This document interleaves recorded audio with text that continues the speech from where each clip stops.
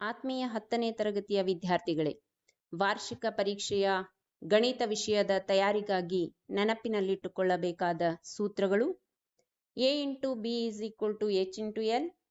ವರ್ಗ ಬಹುಪದೋಕ್ತಿಯ ಆದರ್ಶ ರೂಪ ax² plus bx plus c.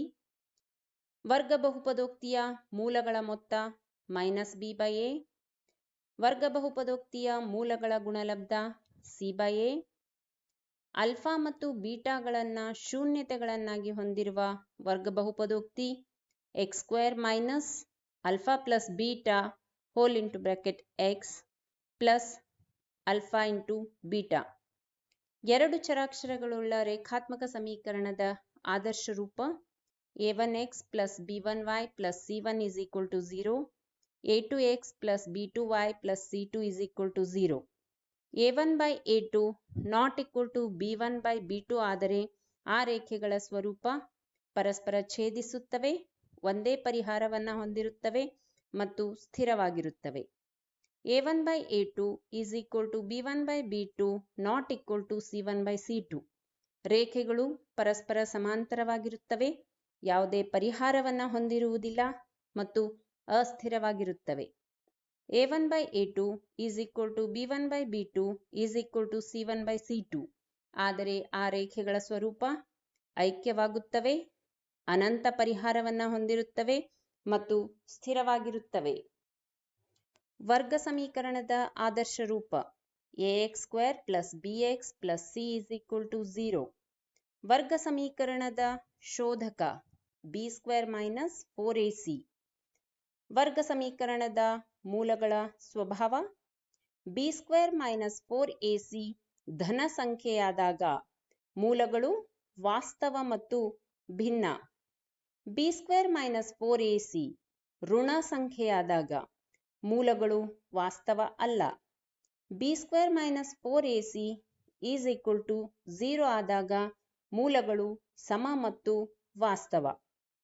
ವರ್ಗ ಸಮೀಕರಣದ ಮೂಲ x is equal to minus b plus or minus b square root of b² minus 4ac divided by 2a.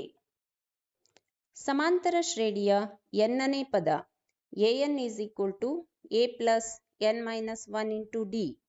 ಸಮಾಂತರ ಶ್ರೇಣಿಯ n ಪದಗಳ ಮೊತ್ತ Sn is equal to n by 2 whole into bracket 2a plus n minus 1 into d. ಮೊದಲ ಮತ್ತು ಕೊನೆಯ ಪದಗಳನ್ನು ಕೊಟ್ಟಾಗ Sn is equal to n by 2 into bracket a plus l. Sn minus Sn minus 1 is equal to an.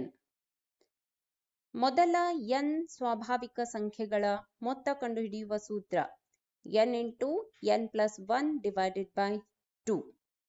ಸಮಾಂತರ ಶ್ರೇಣಿಯ p ಮತ್ತು q-ನೇ ಪದಗಳನ್ನು ಕೊಟ್ಟಾಗ d is equal to ap minus aq divided by p minus q. Small a, capital A, small b ಗಳು ಸಮಾಂತರ ಶ್ರೇಣಿಯಲ್ಲಿದ್ದಾಗ ಮಧ್ಯದ ಪದ ಸಮಾಂತರ ಮಾಧ್ಯವಾಗಿರುತ್ತದೆ.